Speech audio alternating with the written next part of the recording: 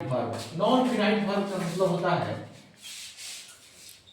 गैर परिमित क्रिया। इसको लिया है नॉन फिनाइट वर्ब, इसका मतलब होता है गैर परिमित क्रिया। अब इसको 3 पार्ट में बांटा गया है। कितने पार्ट में? 3 पार्ट में। Infinite verb, gerund and participle. Infinite, gerund and participle.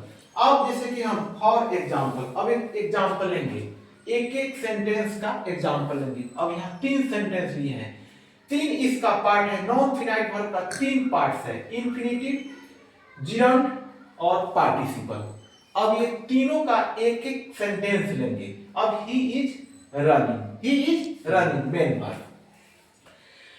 He likes running, gerund, he so A running man. ये क्या हो गया? पार्टिसिपल। लेकिन ये पार्टिसिपल होते हुए भी प्रेजेंट पार्टिसिपल है।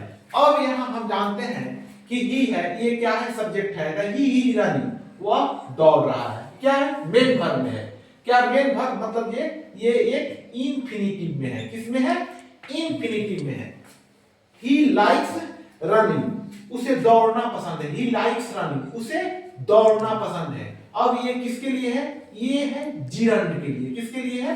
जिरंड के लिए है। फिर उसके बाद में है पार्टिसिपल। आई सो ए रनिंग मैन, मैंने एक दौड़ते हुए आदमी को देखा। मैंने एक दौड़ते हुए आदमी को देखा।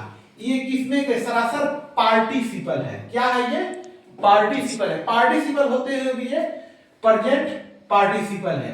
अब इसको हम कैसे करेंगे? अब नॉन फिनाइट। अब नॉन फिनाइट जब हम जान गए कि ये नॉन फिनाइट है, गैर परिमित क्रिया है।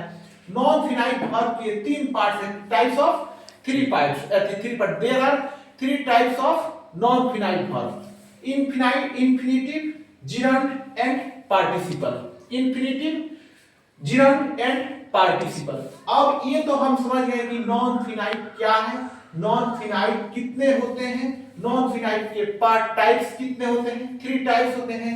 अब एक एक करके हम सबका सेंटेंस, इसका एग्जांपल फॉर सेंटेंस समझ गए। लेकिन अब हम जानेंगे कि इसका फर्स्ट टाइप जो है, फर्स्ट टाइप इन्फिनिटिव। अब इन्फिनिटिव क्या है? अब हम क्या जानेंगे? इन्फिनिटिव क्या है? ठीक है।